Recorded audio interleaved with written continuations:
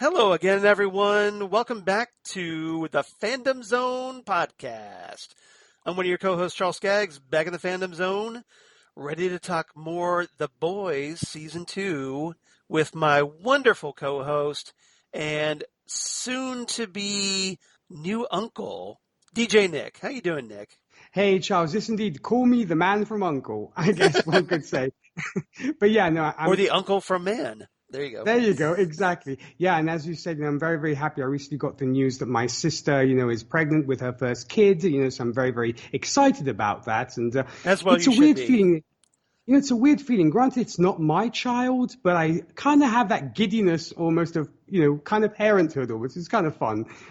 So looking forward to getting this, my niece into all these geeky, fun things, that you and I also enjoy. Exactly. You have to start them young. I know that I personally, I corrupt my nieces and nephews. I send them Funkos every year for Christmas. And sweet. So, and I do all these, special requests for them. I try to track everything down. But I do try and encourage the geeky side of things, that's for sure. Mm-hmm. So my congratulations to you and also, obviously, your sister on your impending nephew. Niece, that's right. I'm sorry. You did say niece, didn't you? So yes. I stand corrected. I apologize. No problem. No judgments, but yeah. No, exactly. And we definitely need, some geeky fun stuff in these rather dismal times, dare I say? Yes. So, obviously, the world is going to hell in a handbasket, but thankfully, the Fandom Zone has you covered. We're here to be that bright ray of sunshine on an otherwise cloudy day. Yes. And we're going to do that by discussing, hey, what else? Super violence. So... Yeah, bring on the ultra-violence. Exactly. So here at episode 192 of the Fandom Zone, we're going to be talking proper preparation and planning. Say that 3 times fast. Yeah. Which is, of course, the second episode of The Boys Season 2, aired not too long ago on September 4th, 2020, as they released the first 3 episodes all in a batch, which was very nice of them. Written by Rebecca Sonnenschein, who wrote the Season 1 episodes The Innocents and You Found Me, the Season 1 finale, I believe.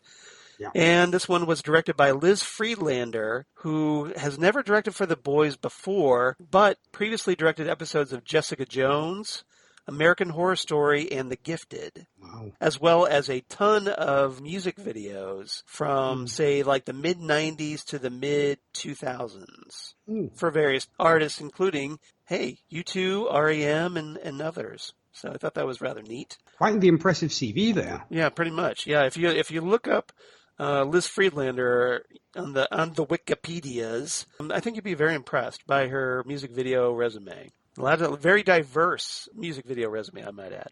Lots of things for everybody, including country artists. So, of course, I think you might be very interested, Nick. I'll certainly check it out for sure. And may I actually open this, a brief parenthesis here. Another thing that I really love about this show is the music. The soundtrack is incredible. I know you already put together your own kind of personal soundtrack to this season. Yes, I did. The music. Once again, the music here is just fantastic. There it is. Yep. Holding it up in my hot little hands on the CD. Physical media, you guys. So, yeah, something I burned, and I'm in the process of working on some nice cover art for. But, yeah, that's one of the things we didn't talk about in our previous episode was the music. So I'm glad you brought that up because, once again, The Boys Season 2 doing some fabulous music. And this episode, no exception.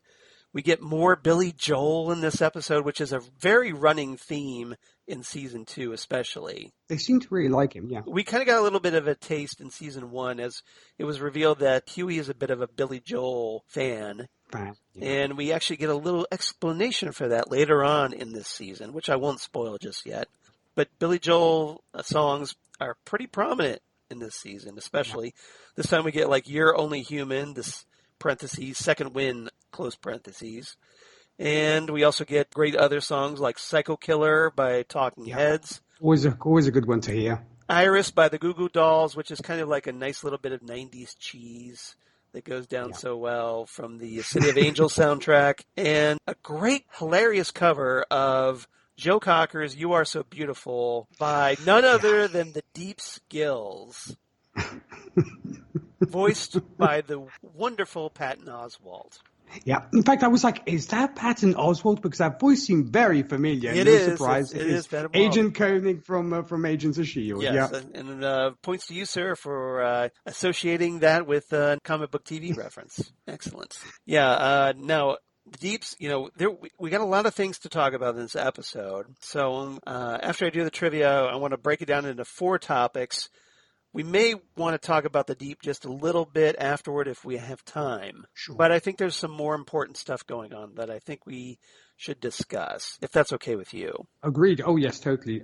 All right. A little bit of trivia this time. Proper preparation and planning. I'm amazed I haven't been tripped up by that yet.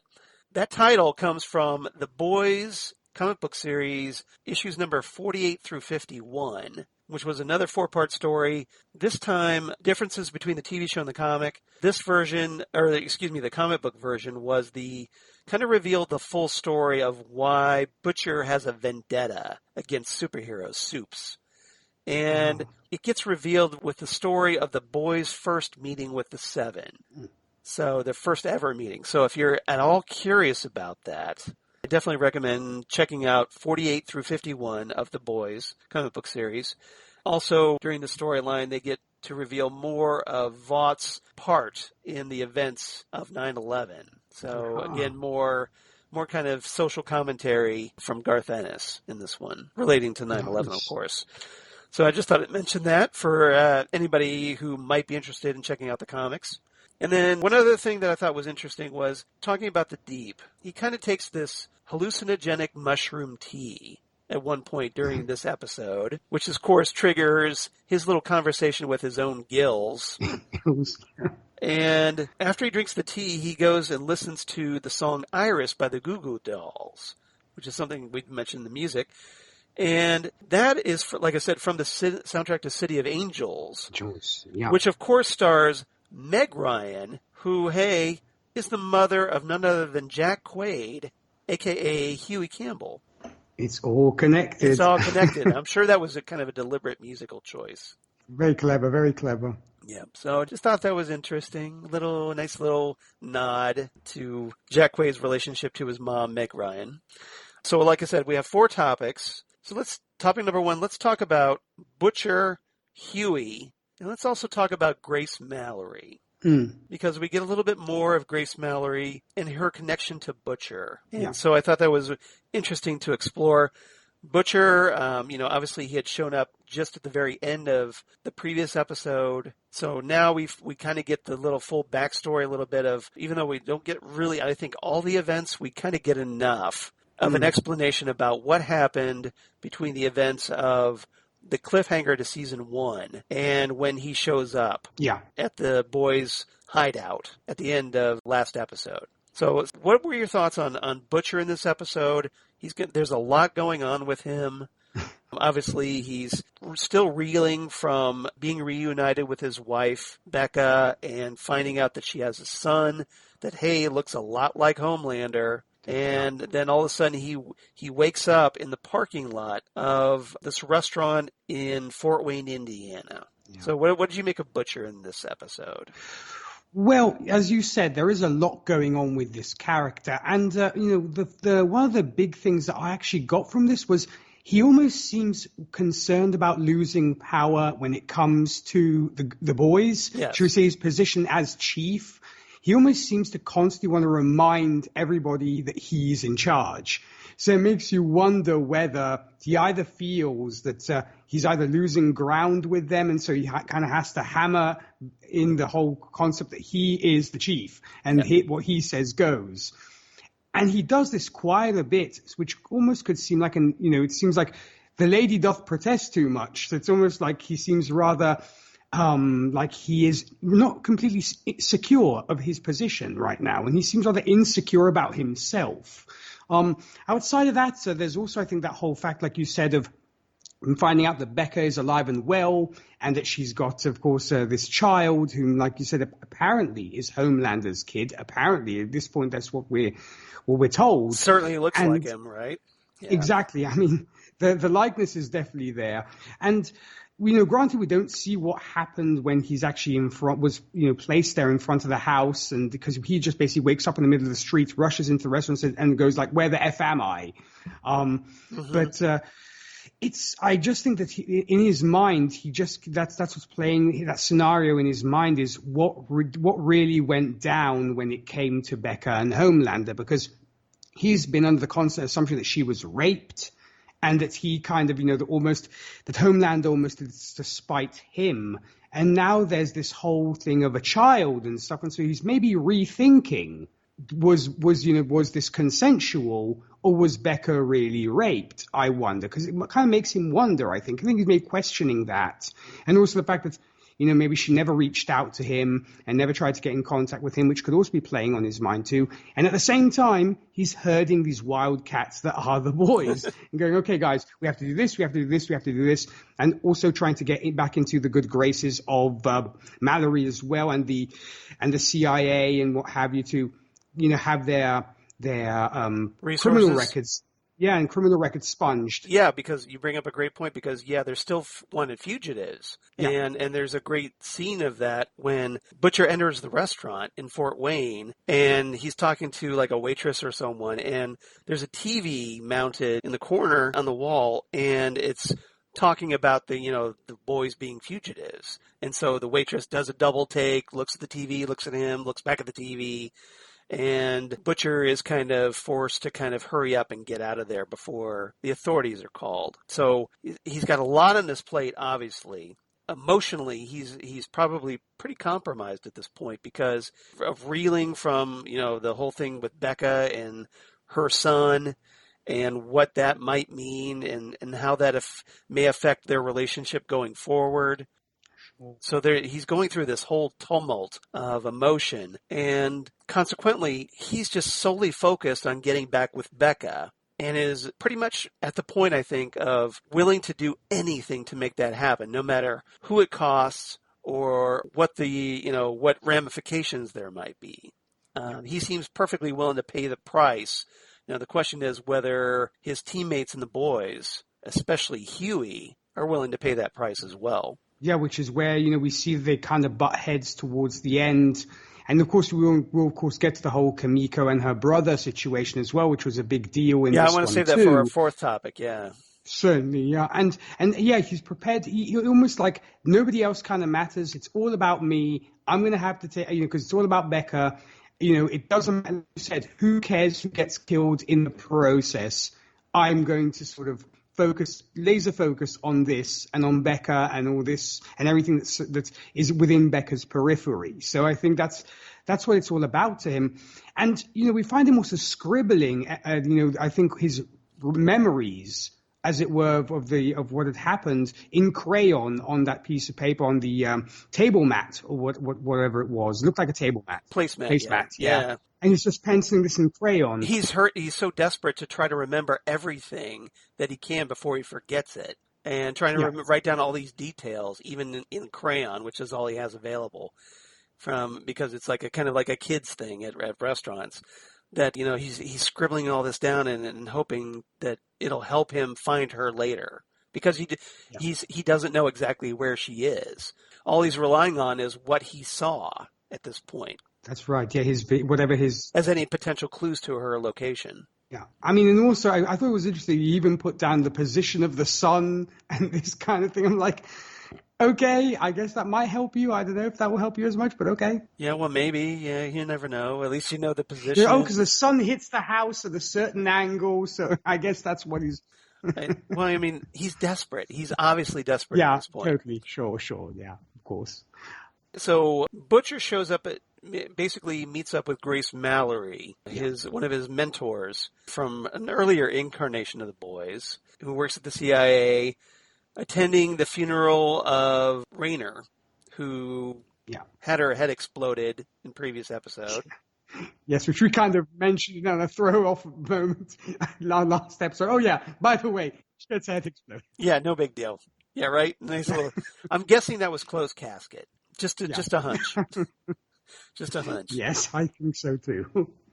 But Mallory's there, goes to the funeral, and she goes back to her car, and of course Butcher's hiding there in her car.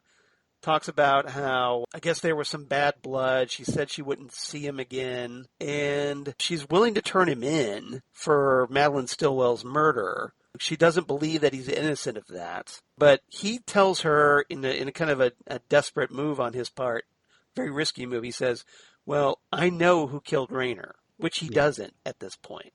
He doesn't know that. I guess he's grasping at straws. He's trying bluffing. just He's bluffing. That's what he does. So Grace, is like, okay, give me the name. And he says, well, I don't have that answer yet, but I do know how to get it. And so essentially he comes up with this idea that apparently Vought had Raynor killed because she was getting too close to the super terrorist that was smuggled into New Jersey. So she doesn't believe him, and Billy says, well, if they find the terrorist, then they'll find Raynor's killer. So essentially he's looking for her support to go do that. And so if I do this for you, will you help me out? Yeah, that's right. It's kind of a tit-for-tat situation. This is the bargain, the quid pro quo, if you will. Yeah. Quid pro quo, Clarice. Nice. And I actually have a question here. Yes. She knows he's around because she sees fruit, or like a basket of fruit. One of those edible arrangements. Yeah. That's right. Among these little floral things. Yeah. Now, she kind of looks like really fruit at a funeral. Come on. So I guess that's how she. I mean, unless it was like almost a code, if you will. Previously, they would do that, or she'd know that the only man wacky enough to do that would be Butcher. Yeah, maybe. I'm kind of leaning toward the latter on that one. That the only person classless enough to do that would be Butcher. That's right. That would be my guess. But so, yeah. But I did find it interesting. Going back to Huey, now early in the episode, Huey kind of calls out Butcher, complaining that Butcher left them for dead. And he's kind of looking for some backup from the other members of the boys, but gets nothing, gets crickets. Yeah. And that's right. And then Butcher kind of turns it around. He's trying to say, well, I'm sorry. I didn't, say like, that I'm sorry that I didn't trust you guys to protect yourselves. So essentially, Butcher tries to make himself look more like the victim here, the bad guy, with Huey in front of the others. And Huey points out that Butcher blew up Stillwell, and Butcher's like, no, she was already dead before I blew her up. So. It was like that when I got here. Exactly. But so this is kind of simmering in Butcher's head, so that by the end of the episode, when they go through the whole issue with trying to essentially Huey knocking down Butcher before he can kill Kimiko's brother, that Butcher gets very angry and lashes out. That's basically the last straw for him. Exactly, and it just lashes out as like just when everybody's getting ready to get back in the van, Butcher decks Huey and says, look, if you come between me and my wife again, I'm going to kill you. And threatens him right there. So that's going to make it for a very awkward van ride home, needless to say. Yes. I wonder who's going to break the ice there. I mean, yeah. But I gotta wonder, But yeah, like, it was what's crazy. nobody else is gonna be like, okay, why does Huey gets back in the van, his lips bleeding like crazy. Nobody takes note of this. Like nobody cares. Like We're you like, would you would think oh one of well, them you would think one of them would like go, hey, what's up? At least Mother's Milk would go like, hey, why'd you do that? So, but nobody, everybody yeah. just like, oh, that's just Butcher being Butcher, I guess. He just got a little bit rough with Huey. That's just his way, I guess. It's like, okay, moving on, Yeah. kind of thing. So were you shocked by that moment, or did you totally see it Well, coming? Well, you know what? I kind of did see it coming because, like you had mentioned, it was an escalation of Huey literally getting on Butcher's nerves and then some. And so it was just kept pushing him and pushing him and pushing him. And as you mentioned, when he knocks Butcher down when he's about to kill Kimiko's brother, that's literally the last straw for him. And I thought he was going to deck him then and there, but obviously Frenchie and Mother's Milk are kind of restraining him. And I thought when they kind of let him go, he'd probably be able to get a punch in, knowing how sneaky Butcher is. Instead, he just calmly pointed a finger at him and kind of almost gave him one of his little smiles there, and that was that. Right. But then, of course, I thought to myself, but this is Butcher we're talking about. This is Billy Butcher. He's not going to let this go. You know that when he has at the opportune moment, he's gonna really show how he feels. And so we got don't that. Be a C. Exactly. Let's just put it there. Boom. Yeah. Exactly. So I mean, it's perfectly keeping in line with Billy's character. So it does not surprise me. But the fact that, as I said, he's made this now so personal. It's just about Becca. It's almost like screw the rest. It's all about my stuff. Once again, he almost seems to be becoming more selfish, if you will. I mean, I understand why he's doing it. Like, I mean, it's not that I blame the guy. But before he seemed more of the team leader, as in I'm taking other people's concerns into consideration somewhat as well. But he does seem to be getting a little bit more autocratic, selfish about it. Yeah, an autocratic and a dictator. That's why him and Homelander not so different. Well, we talked about that last episode, how they're kind of two sides of the same coin, those two. And now, without getting into spoilers, because of having read the comic run. Yeah. And I don't know exactly how Eric Kripke and the other showrunner, the showrunner is going to handle things going forward. Any differences between the comic and the TV show. But I would like to point out, I want everybody, especially, since you haven't read the comics, keep a close watch on the relationship between Butcher and Huey. It's very vital to the long-term story of the boys. And it's very complex and very involved, and presumably there will be some big payoffs down the road without getting into the detail. So I think that's something you should definitely watch. And also keep an eye on why Butcher is doing what he's doing. His motivations. You talked about how he seems very focused on Becca, and his actions as a result of that fixation. So keep an eye on that. I'm just going to leave that there. I'm going to tease that because obviously I don't want to spoil anything. No, totally. But I think it's something I think it's something that viewers should pay attention to.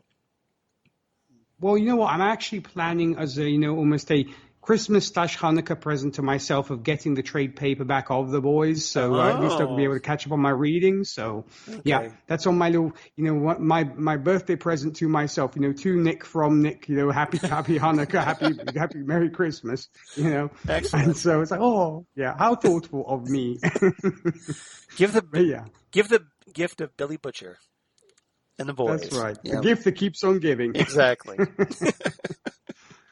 Well, you have to let me know you have to let me know once you start going through those issues. I'd be kind of curious to gauge your reaction reading some of those. Because I'm also very curious to see how much it also differs from the from the TV show. Yeah. I mean, so far, would you say it's pretty faithful, or have there been major departures? I would say it's about a 50% faithful. So there are some notable differences, especially with Becca, and who's simply Becky in the comics, and some of the things going on with Vought and especially Butcher. So. Right. So, I mean, I so, know there's a so lot of gender swapping and stuff. there is some but gender that's, swapping, and there's been some things toned down. I think, if you can believe it, things toned down on the boys.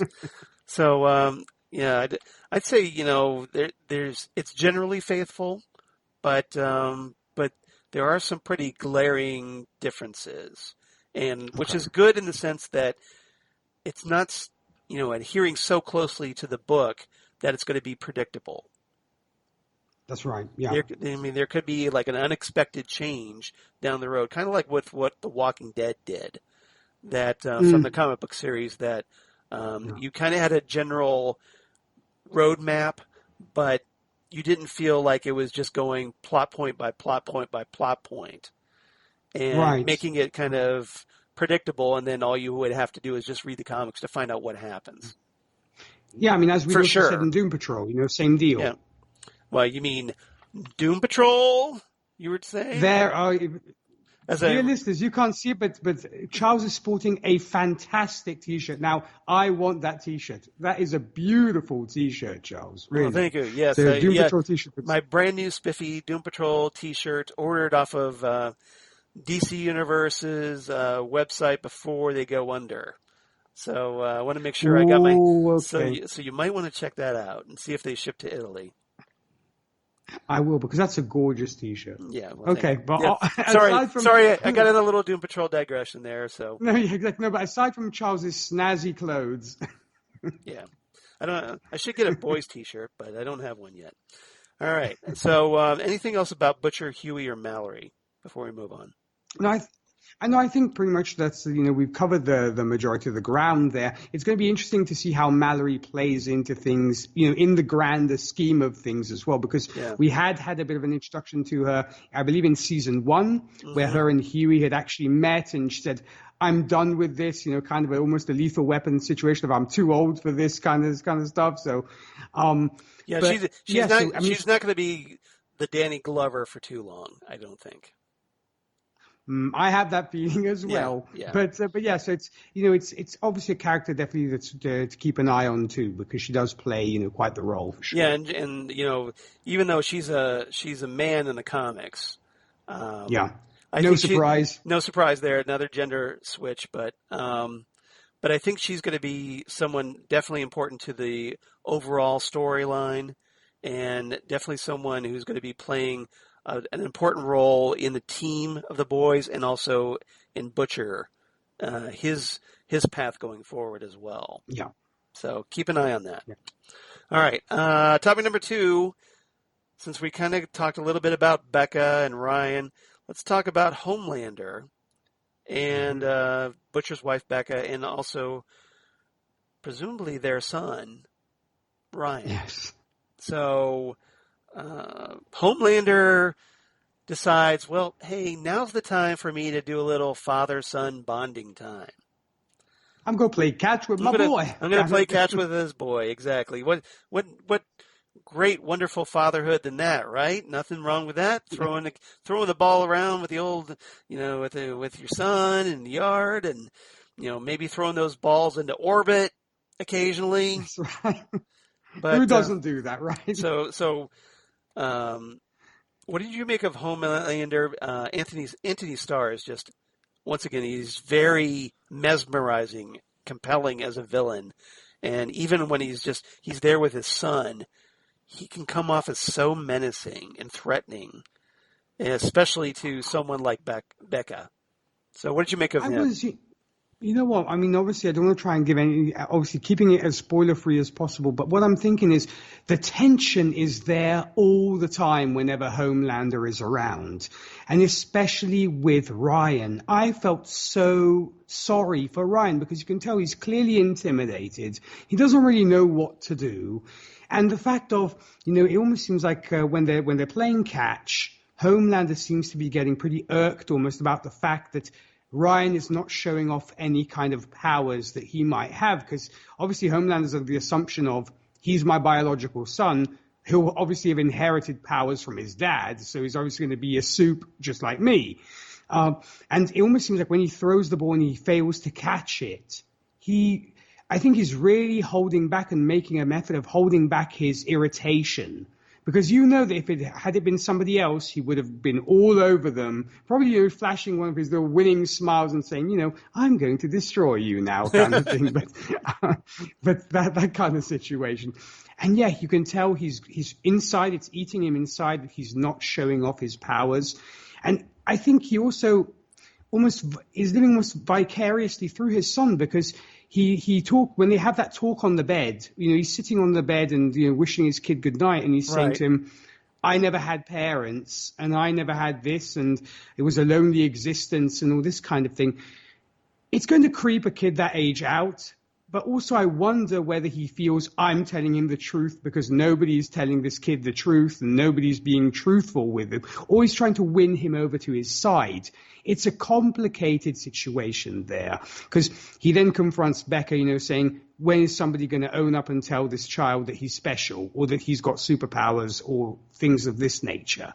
So, I'm actually curious on your thoughts on that, Charles. Do you think he was kind of trying to bring Ryan over to the dark superhero side, or do you think he just wanted to creep his son out?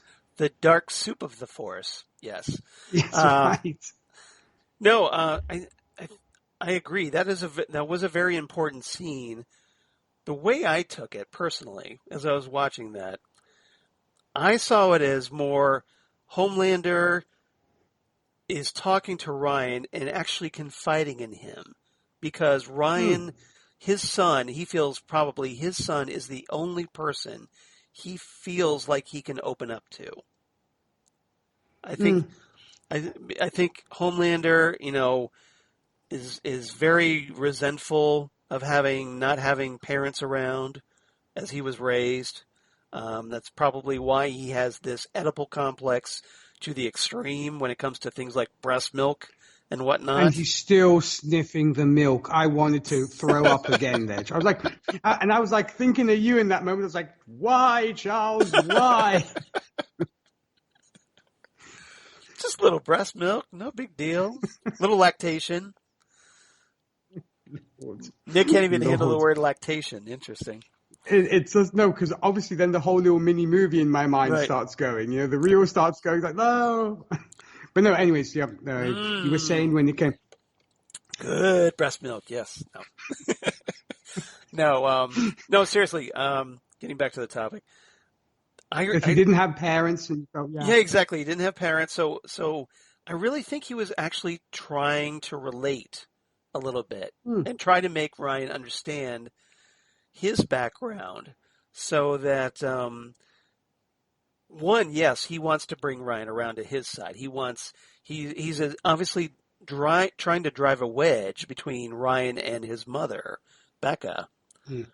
But so that he wants them to grow closer together. But the way he's going about it is it's partly manipulative, but I think it's also partly confessional on his part. Yeah. That he's, this is stuff he doesn't talk about to anybody.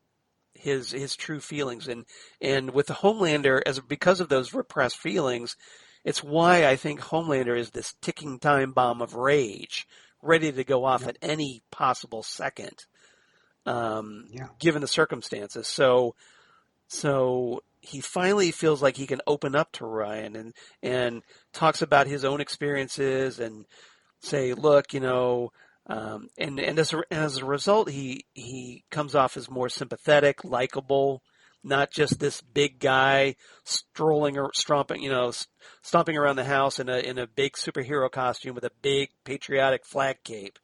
He's more down to earth, if you will, and it's those softer moments where he's actually connecting to Ryan a little bit.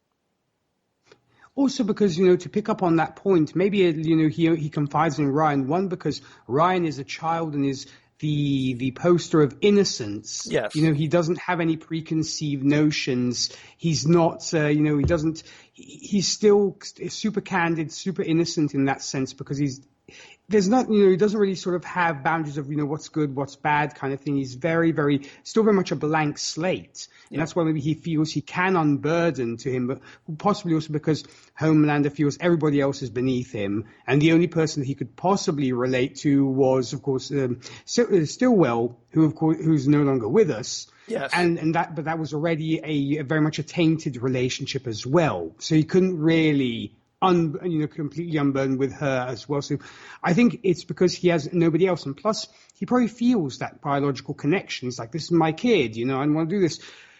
There was one thing that I felt was a bit, he's trying to, I think, force too much, obviously, because he doesn't know how to do this kind of thing. I totally agree with that, yes.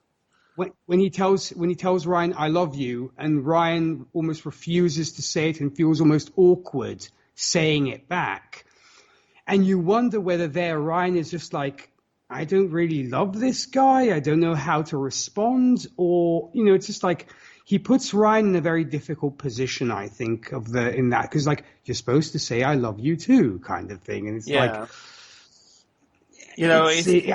it was a tough scene, that one. Well, you bring up a great point that Homelander doesn't really know how to be a proper father.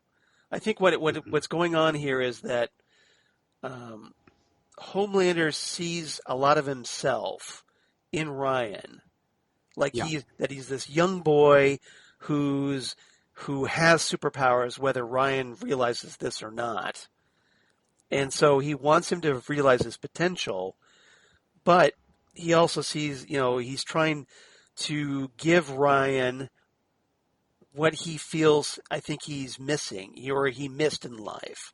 Exactly. That parental guidance that he felt, that is essentially this big void in his life. He doesn't want Ryan to go through that, so he's trying to fill his own void by trying to project, that those parental misgivings, or I'm going to say the lack of parental guidance that he had onto Ryan. So he's kind of overcompensating a little bit. And another thing that I thought was telling was that he makes this very disturbing comment to Ryan. He says, he tells them that they're gods and they can do whatever they want. So essentially, Homelander sees his son, Ryan, as another god. And so I'm going to raise you to be just like me, and therefore we will lord over all these normal humans. So I want you to, this is why I want you to realize your powers and seize your potential. Yeah, and I very much agree, because he literally wants to turn him into a mini version of himself. Yeah. And like you said, the fact that it also ties back to what we'd seen in season 1, where he did that kind of reality show program where he was showing people around his house, saying, this is where I won all my trophies, this is why my dad and I did this and thing. And maybe that's coming back to haunt him of, I never really had those memories. It's all fake, even when he was telling Ryan, fiction, when he said, they were tossing the ball around, and he's like, my dad gave me this from the World Series, and then he tells him it's not true. So I think, like you said, he's trying to give him what he didn't have, probably not in the best way. He's not. He's like I said, he's overcompensating. He's forcing it on Ryan too much, and for Homelander, the result might not have the desired effects. Yeah.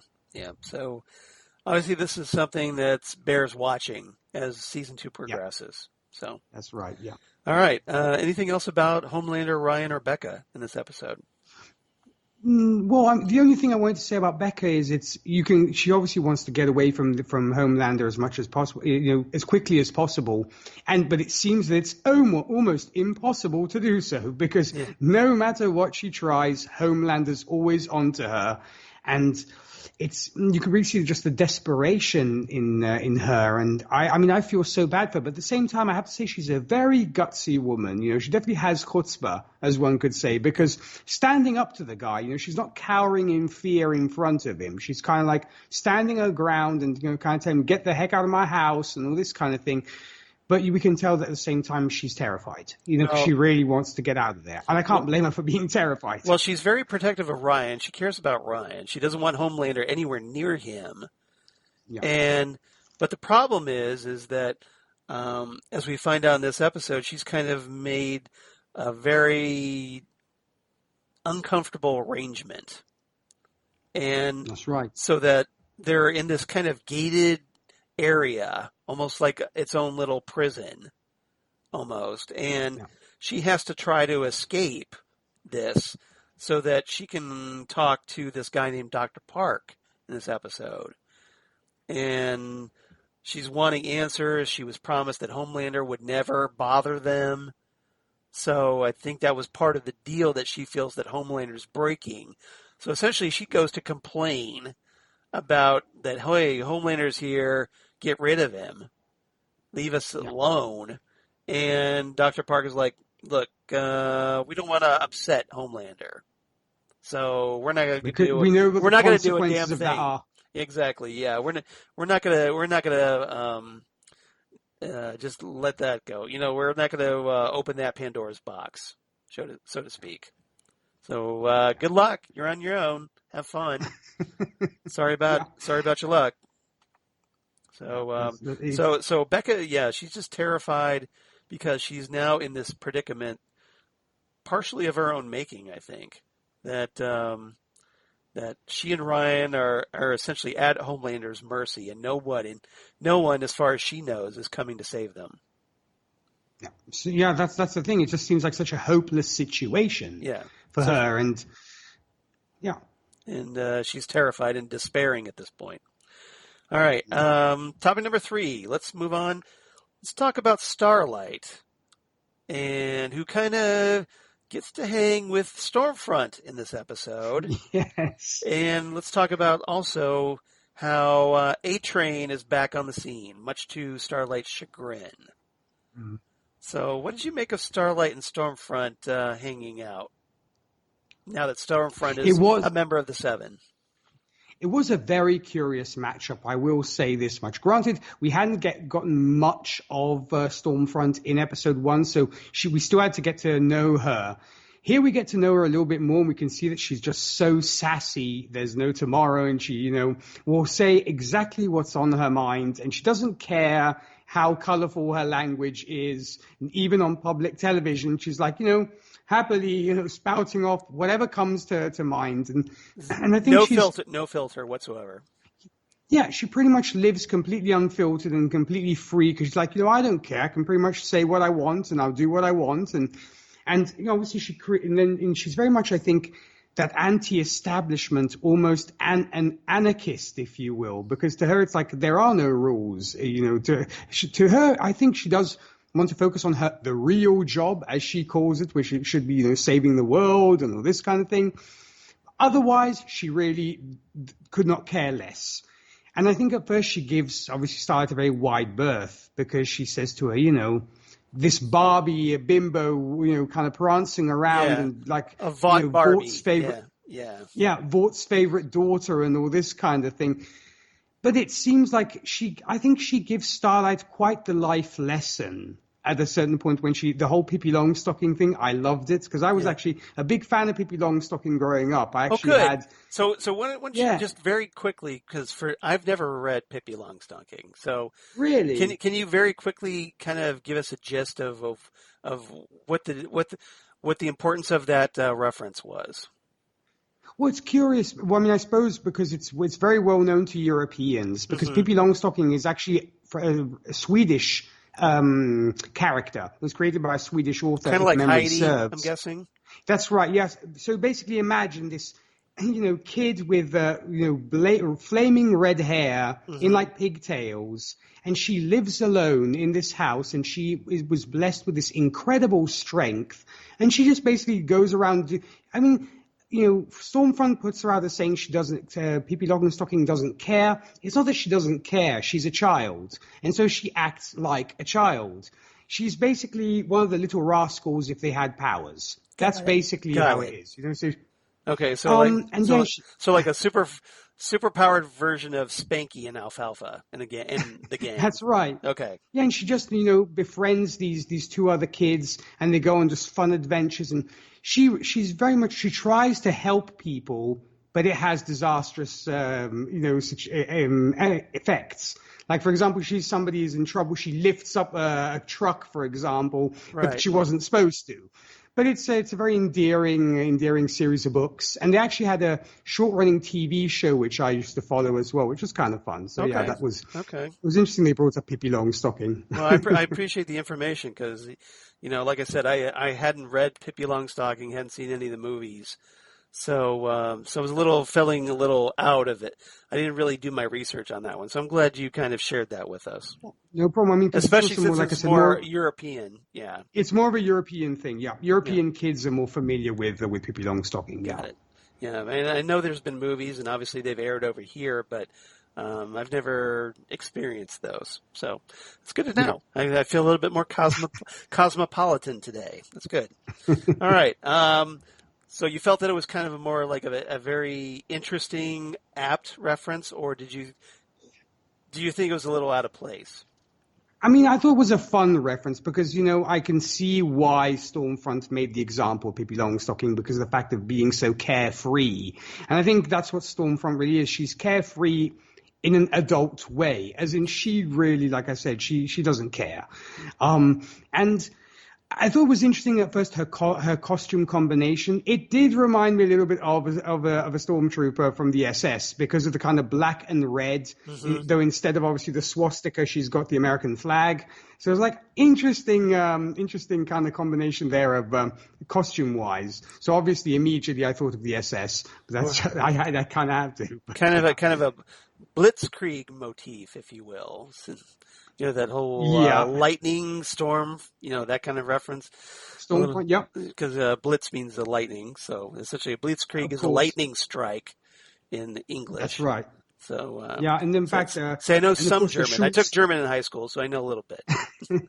And of course, the Schutzstaffel or the SS, the two S's are the for the runes, obviously the runes, the Nordic runes, which are kind of like stormtroopers. That's what they were at the end of the day. That's where it comes from.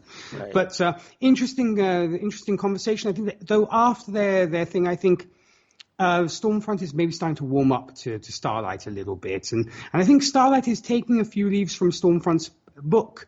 Because we just see how she handles the A-Train situation. And that's, I think, is also after that sort of talk with Stormfront, I think she's really becoming more ballsy, if you will. Yeah, and standing up for herself. And I think that's because you talked about Stormfront, how essentially she's trying to present herself as this rebel, I think, to establishment, the anti-authority figure, the one that speaks her mind and doesn't sugarcoat it, doesn't go along with the corporate mentality that Vought tries to present to everyone. So as a result, that's kind of helped her presumably in her social media develop a following. So she tries to. That's the brand that she wants to present to everybody, the image, and so she sees Starlight as essentially the poser that's just doing the corporate bidding and following along with whatever the Vought wants. So initially she doesn't think much of her until Starlight stands up to her and says, "Look, I'm more than this," and that's at that point where Stormfront's kind of like, well, hey, maybe I need to take a second look at you, or what have you, or maybe you're not so not much of a pushover at all, or as I thought you were. Yeah.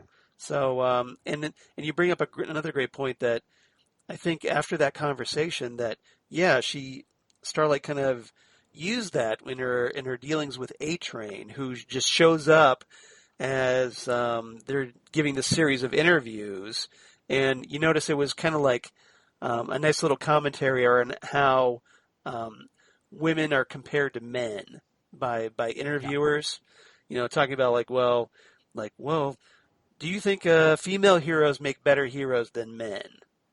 Yeah. And always being asked the same questions over and over and over Yeah, again. exactly. So, which is obviously very frustrating to I'm sure a lot of female celebrities that that's all they get asked, and not really trying to get to know them as people, I think. Mm-hmm. And so, here's Stormfront being very blunt, with the interviewer, and then Starlight's just kind of taken aback, and so that kind of sets up their confrontation. And then all of a sudden, A-Train pops out. And he's like, "Hey, everybody, I'm back, A-Train," and and Starlight, who knows that A-Train knows about her, essentially that he could blow her cover as she's trying to do this kind of infiltration of the Seven. He could do that at any moment, and so that sets up some very tense scenes between those two. Yeah. Hitchcock would be proud of that moment. You think? Seriously. It was very, very cerebral. I think. You know what? Because recently I obviously watched Notorious, obviously for Hitchcock, and so the whole Master of Suspense and everything else. Like, see, this is how suspense is done. Because to go on a brief tangent, Notorious, we thought there wasn't as suspenseful as it could have been when it comes to Hitchcock stuff. Easy for you to say. It was, yes. Yeah, exactly. See, getting tongue tied there. But it's not just me. So I thought. Yeah, but here that was real suspense. Or heck, even Tarantino. It kind of reminded me a little bit of some scenes from Inglourious Bastards as well. Yeah. When the two people know between Landa and Shoshana in Inglourious Bastards, it kind of had that feel. I love that scene, by the way. I know I won't get too far off on a digression. I just want to say I love how that's that is carried off. I mean, it just had you just squirming in your seat as I was watching that in the movie theater for the first time, because Christoph Waltz is an amazing actor. He's so good in that movie, so good. So if you haven't seen Inglourious Bastards, I heartily recommend checking it out. He's so good. Preaching to the choir here. Yeah, exactly. For obvious reasons. And now I want to go watch Inglourious Bastards. So thank you for putting that in my brain. So Starlight essentially hooks up with Gecko, and who is apparently fresh from his Geico commercials, and who finally got her that vial of Compound V that she was blackmailing him for. And so A-Train is all like, "Hey, what you got there? What you got? And what do you put in your boots?" Yeah, exactly. Kind of So Starlight is, she's essentially, he's confronting her with that, and he's threatening to say, like, "I'm going to tell Homelander everything about you." And then she counters with, "Well, you're not going to tell him anything because I know you killed Popclaw. And I have proof to show that wasn't suicide." Yeah, she trumps him on that one. So essentially, it's kind of this Mexican standoff at this point. And, see, Tarantino once again. Well, I was thinking Sergio Leone personally. Sure, yeah, he was the master of American standoffs, and that's Mexican standoffs, and that's where Tarantino obviously got it from. And it became a huge part of Tarantino's movies. Yeah. But yeah, essentially, they kind of agree to, like, okay, we'll just, put our guns gently down on the table and walk away at this point. So, what did you make of that scene, that confrontation, where she stands up for herself? I was so happy. I was seriously like, "You go, girl," because at first I was worried she was going to kind of cave in. And if he was going to walk away with the Compound V, and that would have been that. Because I actually thought to myself, how can she possibly, how can she get out of this? And how is she going to respond to his threat? Because my first thought was either she's going to incinerate him, but he's too fast for that, or she's going to have to come up with something clever in order to trump what he said. And she did.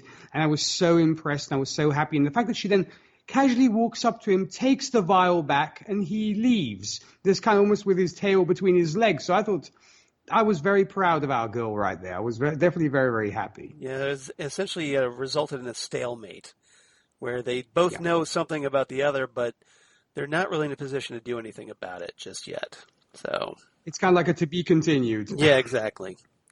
It's kind of it's this almost like a very Cold War, like right. Like, well, we have missiles, you have missiles, so just everybody be cool, or World War III is going to break out. The fingers are closed on the buttons right exactly. now. Yeah. It's all like Frankie Goes to Hollywood, Two Tribes music video. Just saying. Nice. I like that. Yeah. I'm a big Frankie Goes to Hollywood fan, so had to throw that out. I love that video. Just to see Reagan Dookie get out in a kind of like the sumo match thing with Yeltsin, I think it was at the time. Oh yeah, it was Yeltsin. Yeah, it was brilliant. Boris Yeltsin. Yeah, love that. Hilarious. That was epic. All right. So, anything else before we move on? The only thing I wanted to say was, about the questions, the same questions being constantly asked. I could so relate to that because obviously, in my line of work, I have to interview artists on a regular basis. Mm-hmm. And that's why I always try to make my questions super personal. And in fact, it often gets some interesting reactions because they're totally thrown off and they don't know what to say because they're always expecting, so tell us about this new album of yours. Tell us about this song. And that they almost have a pre-prepared speech in their heads because they've been asked this stuff over and over again. And what I can say, and it's not they can't respond automatically to whatever you're asking. Yeah, I'd like to throw them a curved ball. Like, for example, if I came to your house and opened your fridge, what would be inside it? That kind of stuff. Oh, and they nice. love that kind. They love these kind of questions because you get to know them more personally. Yeah. And and the response so far has been very positive because it's right because folks want to know about the person behind the music. Like I'm sure they wanted to know the people behind the capes rather than what do you think of this, this, and this. It makes also the artist, the athlete, whatever, more personable. It's like, oh, like me, this guy watches movies or this guy reads comics. And I think that's how an interview should be conducted. That's just my personal thought. No, you're totally dead on that one. Yes. Yeah, because as someone who obviously watches a lot of that, we don't want the formulaic, we don't want the cookie cutter stuff, we don't want the corporate talking points. We want to know the person. So we want to know their thoughts. And we're trying to get to know them better. So I definitely agree with what you're doing, and I definitely support it. That's why hockey interviews are so frustrating, because they always ask them such dumb questions. They do that with what are you going to do to win in this game? They do that with American football too, because they always have this. They always have these press conferences after the game. And in between like halftime or those kind of moments, right? But between periods. But there are always these trite questions they've been asked thousands of. So, coach, how are you going to come back from this? Or how are you going to come back from this loss? Or what are your plans for next week? Or, just the same stupid questions over and over again. Yeah. So, I can imagine. I would just be so frustrated with that. All right. Last topic. Topic number 4. We kind of teased this a little bit earlier. Let's talk about Kimiko, the female of the boys. And as we find out in this episode, she's got a brother named Kenji. She does. Who just happens to be a superpower terrorist. And so that'll turn out well, I'm sure. And so what did you make of Kimiko reconnecting with her brother? At first I felt so happy for her because they have that wonderful embrace and you see her smile and we hadn't seen her smile in a long time. I mean, granted, she had gotten a few nice smiles from Frenchie, because of Frenchie, I think. But here you could see she was so happy because this is, her brother and she hadn't seen him for ages. And we find out a little bit more about their past and here she actually communicates because she knows sign language, and so she signs to him, and he obviously answers back to her in Japanese, I believe it is. Because he can speak and she can't. Yeah. That's right, yeah. And so he answers her first in sign language, then speaks her in Japanese. And it was just a beautiful, heartwarming scene, which obviously then has a turn for the worse because we find out that obviously he is all about wanting to kind of fight, and is still anti-America and is all about and obviously their ideals clash, and you can see it breaks Kimiko's heart because she's all about, come and join us, be a part of the boys, we're trying to make a difference and this kind. That's right. And her dreams are shattered because she's like, I want to finally reunite with my brother. The problem is, her brother is, Kenji is actually the target that the butcher is after. And so that obviously puts a damper on things. And I was just so shocked when he just kind of lifts her up and throws her into the building. Yeah. Just a little bit. Yeah. It kind of complicates things just a little bit is what yeah, because we find out Kenji is a member of one of the Shining Light Liberation Army. Shining Light, yeah, the name was on the tip of my tongue. I couldn't remember, yeah. Yeah, but this terrorist group who kidnapped her initially, and I believe killed their parents. Yeah. So essentially, it's Kimiko realizing, well, my brother, who I love more than anything, has joined the very same people that killed our parents and torched our village and all that, and essentially put me in the position where I ended up. So very conflicting feelings for her. She's trying to, and then obviously Butcher isn't making, like you said, isn't making anything any easier because essentially this is the guy that he promised Mallory. So she's gonna have to go against Butcher as well.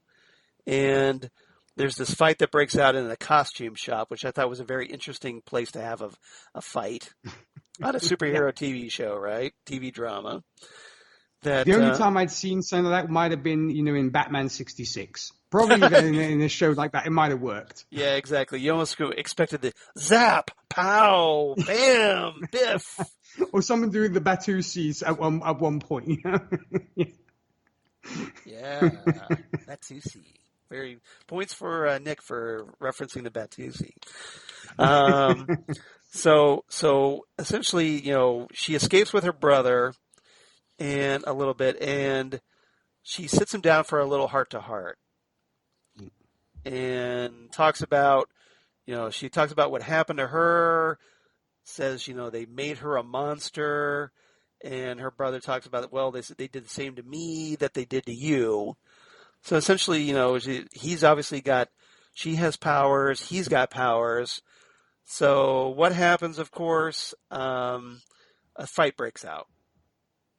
And, they get into a fight. Kenji attempts to run, but Kimiko eventually gets a hold of him. And there's a pretty cool action sequence between them as they're kind of like chasing each other and fighting each other throughout the city.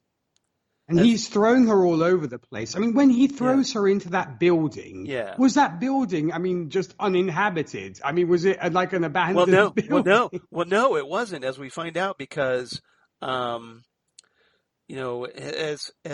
they're fighting, they go into that building, Stormfront's there. And essentially that, she, I guess they... wait a minute, am I jumping ahead? Maybe I'm jumping ahead here. Yeah, because all we see is he Never mind. lifts her up. Everybody forget what I just said. Forget that. Strike that, erase it. So, normalize array time. Forget. Anyway, no, because what I'm saying is because we don't see it as being inhabited because he just lifts her up and tosses her into that building. Yeah. And it's like, I'm sure there were people like having dinner or watching TV and they see a woman kind of. You're just kind of like looking by, like, taking, it's like one of those, I'm thinking of like the diner scene in Superman 2 where like one guy takes a bite of soup or something, like he takes a mouthful of soup and then all of a sudden just somebody whizzes right by him and, So Yeah, exactly. That's what made me think. I almost imagine people like watching Little Orphan Annie on TV or something super bland, and yeah, this woman just kind of crashes through their wall. yeah, just kind of sitting there, having your dinner, eating away, and then all of a sudden the blast right through, and still eating away, oblivious of what's going on. Uh, but so she puts him in a chokehold. Kimiko does, and he passes out. So this is at this point the boys show up in their van, their big A-team van, and they put him in the back of the van. And this is where Butcher decides, I'm going to just deck Huey to end the episode. Yeah, first he congratulates Kimiko, kind of like, thanks for taking care of this guy for us. Yeah. And then boom, he just decides to give Huey one for good measure. Yeah, exactly. So good job, Kimiko.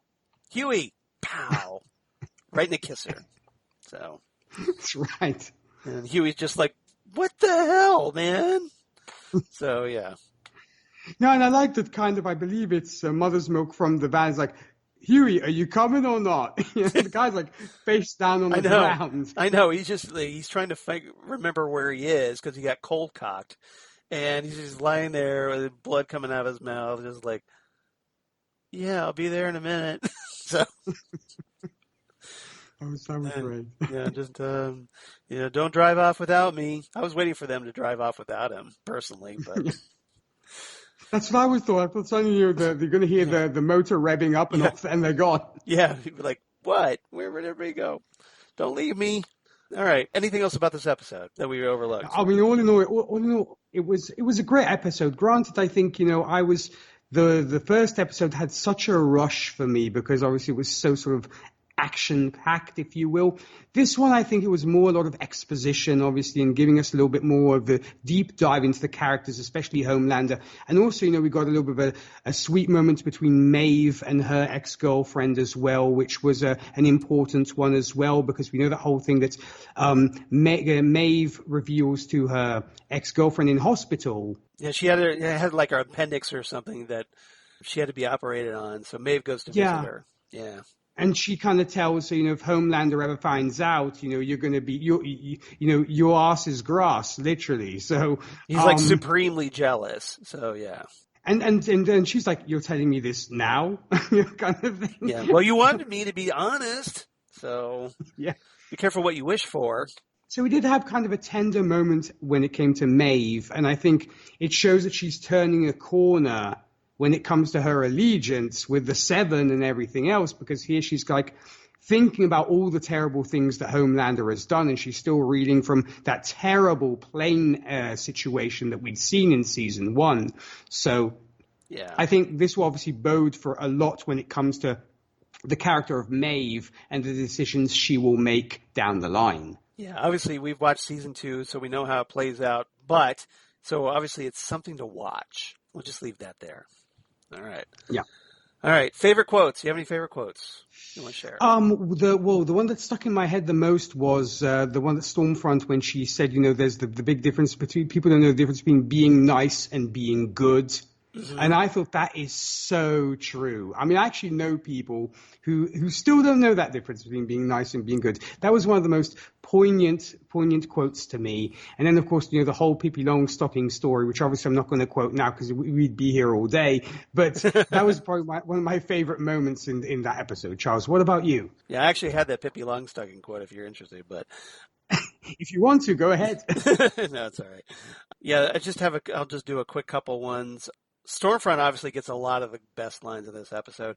She does. Stormfront, when she's kind of pulling Starlight aside, of talking about Ashley, says, geez, if she vibrates any faster, that stick up her ass is going to explode. Yeah, it's a great one. That was a great one. And something I loved kind of between Huey and Butcher, where Huey's just like, who's the contact? What's their actual name? And Butcher's like, you'll love it. And Huey's like, no, I won't. I won't love it. I never love it. Never effing love it. I love it, yeah. I thought that was funny. All right. What's your rating, sir? I'm going to give this an 8.5 out of 10. Smashing Walls, I think, will be a good one. Sounds good. Sounds good. We are in sync. I am also going to give this one 8.5 out of 10. I'm going to go 8.5 out of 10 cups of hallucinogenic mushroom tea. Oh, perfect. My backup was Baseballs in Orbit, by the way, in case you're wondering. Oh, that was a good one too. But yeah, we didn't talk much about the Deep, but needless to say, the Deep kind of explores his own issues with women, thanks to the help of talking to his own gills and basically coming to terms that he's kind of self-hating as a result. It was the only thing I'm going to say about that, it was so weird. It kind of reminded me of like early James Gunn films, i.e. Super. It was a moment that could have been taken right out of Super. It's very surreal, dark humor a little bit, but yeah, it was very interesting to watch. Let's just put it that way. And Patton Oswalt, chef's kiss, perfection. Oh yeah, it was fantastic. I just wonder when he went into the recording booth whether he knew what he was going to actually be doing the voice work for. Oh, I'm sure he did. I'm sure probably why he signed up for. I'm sure he loved the gig. I'm sure he loved it. Yeah, because he's a bit of a geek. Our Patton Oswalt. He is. So he's a fellow geek. So we have to give him our props. Certainly. All right. Phantom Zone news. The only news I have is something that just came out today, where we found out that the upcoming Disney Plus series Moon Knight, based on the Marvel Comics superhero, is apparently in the process of casting Oscar Isaac as Mark Spector, a.k.a. Jake Lockley, a.k.a. Stephen Grant, a.k.a. Moon Knight. Yeah. So if you're a Moon Knight fan, you get that joke, but because it turns out, Moon Knight suffers from dissociative identity disorder and has alternate personas, shall we say, that started off as aliases and then kind of became alternate personas. But Oscar Isaac is apparently going to be Moon Knight, which is pretty cool. Very excited about that. Yeah, so whatever century we end up getting to see Moon Knight, hopefully not too long from now, but it's supposed to be coming out sometime at the moment at 2022. So fingers crossed. He's hoping that doesn't change. Fingers crossed the planet Earth gets its act together and we can get our Marvel TV shows when we need them most. Yeah. So indeed. I'm still waiting on WandaVision here. I'm still waiting on WandaVision's date to be changed. Supposedly December, but we'll find out. Fingers crossed for that as well. We still don't have a date for that yet, but I don't know if you had anything, but that was all I had. No. I mean, I think that's pretty much it because, like I said, everything being so uncertain. Yeah. I'm not going to kind of put a date on anything at this point because, seeing so many things constantly postponed, like Black Widow we were supposed to get ain't going to happen. Yeah. So that's why I said I'm just holding out hope that December we will at least get WandaVision. I'm just hoping for that because I'm really, really excited about that show, and I really hope they will stick to it and give us WandaVision for December. I am too, because especially after the last trailer they came out with, I'm really down with that. So yeah, they really kind of have us foaming at the mouth for this show. They keep teasing and teasing. It's like, okay, give it to us already. Yes. Give it to me. I need it now. That's right. Give me all the WandaVisions. Now, we did get some Phantom Zone fan mail. Very short one, but we did get one. So I'm going to give special thanks to, David K. Proctor. Yay! Next Stop Everywhere listener extraordinaire, an occasional special guest companion on Next Stop Everywhere, wrote in after listening to our discussion of The Boys, episode 1 of season 2 last week. So thank you, Dave, for writing in. We can call him Dave on Next Stop Everywhere, so we can call him Dave here on the Phantom Zone as well. Writes in and he says, talking about The Boys, he says, I enjoyed this season. I really enjoyed this recap and exchange of ideas. Well, thank you very much, Dave. Thank you. We definitely appreciate it. I look forward to the remaining episodes. And that was it. Very short and sweet, but and succinct, to the point. Definitely appreciated nonetheless. Thank you very much, Dave. So thank you, Dave. Glad you're listening. I hope you keep listening. And if you got any thoughts about the upcoming episodes of The Boys Season 2, please share them with us, because I'd love to get to hear your thoughts as well as we discuss the next 6 episodes. Totally agree. Yeah, for sure. Thank you again, Dave. For sure. Yeah, thank you. And then, so if you want to be like Dave, and hey, who doesn't? Because Dave's awesome. He wrote in and give us some love, and definitely appreciate that. Nice compliment. Write to us at Phantom Zone Fan Mail, so you can reach us at phantomzonecast@gmail.com. That's phantomzonecast@gmail.com. The Gmail. And Amen. the Gmail, the little Ghostwood reference there. I was going to say, where have I heard that before? Yeah, where, I wonder. Can't be because I'm hosting both of those with Zan. Or you can reach us on Twitter at Fandom Zone Cast on Twitter, Facebook, the Fandom Zone Podcast, or Instagram at Fandom Zone Podcast. Nick, where can they reach you and listen to all of your dulcet tones? Well, thank you, Charles. Well, when it comes to me, of course, for you country music fans, I do host the Whiskey and Cigarettes show where we play today's country, traditional country, and everything else in between. For more information about that and where to tune in, you can visit our website. That's whiskeyandcigarettesshow.com. Of course, if you are fans of Oscar-winning movies, I also co-host Gold Standard, the Oscars movie podcast with Rachel Friend and Zan Sprouse. We're going through all the movies that won the Oscar for Best Picture from 1927's Wings to present day. If you'd like to join us for a review of a certain movie, a certain Oscar-winning movie, you can hit us up on our email. That's goldstandardoscars@gmail.com. And I think that pretty much wraps it up because, other than that, I have the pleasure of working with this fine gentleman on, of course, the guy behind you, Charles. Oh, me? Really? Yeah. And of course, I'm going to actually steal this one from you. Also, I recently joined the Titan Talk family, and Charles and I had a great time discussing the second season of Doom Patrol. Which the very handsome Charles Skaggs is showing a beautiful T-shirt of. So definitely check that out as well. That's Titan Talk, the Titans podcast. What about you, Charles? I love it when you do that. All right. Of course, as for me, you can reach me at Charles Skaggs on Twitter, at Charles Skaggs on Instagram, Facebook, of course, Charles Skaggs in Hilliard, Ohio, and my blog of geeky things. Damn good coffee. And hot. Damn Good Coffee and Hot, where I talk about comic book sci-fi news, casting news like, hey, Moon Knight. You want to check those out. Also, news of my other podcasts I do for Southgate Media, including, hey, the aforementioned Titan Talk, the Titans podcast, where, as Nick said, we talk Titans and Doom Patrol and eagerly awaiting Season 3. So we're kind of like on hiatus, hoping to kind of get enough Titan Season 3 news that we can do in maybe an episode. That would be fun. Listeners have actually been writing in asking us, Titans Season 3, we're like, we're waiting for it too. Pretty much, yeah. We're in the same boat you guys are. So hoping that they'll get their act together and get that on HBO Max pronto quick. But other than that, of course, Next Up Everywhere, the Doctor Who podcast they do with, hey, DJ Nick, or, my co-host, my partner in time, Jesse Jackson, or other special guest companions where we talk Doctor Who, Torchwood, Sarah Jane Adventures, and much, much more. I hope you check that out. And, of course, Ghostwood, the Twin Peaks podcast, where the aforementioned Zan Sprouse and I talk, of course, Twin Peaks, David Lynch, and recently just wrapped up our 6-episode run of The X-Files, where we talked Twin Peaks actors appearing on The X-Files. So we finished that up, and now coming up on our next episode, episode 87, we're going to be talking The Elephant Man, the David Lynch film from 1980 that just came out in a Criterion Collection Blu-ray release. So we're going to split that up into 2 episodes. We're going to talk the movie first in episode 87, and then in episode 88, we're going to run down all the special features featured on the Criterion Collection Blu-ray release.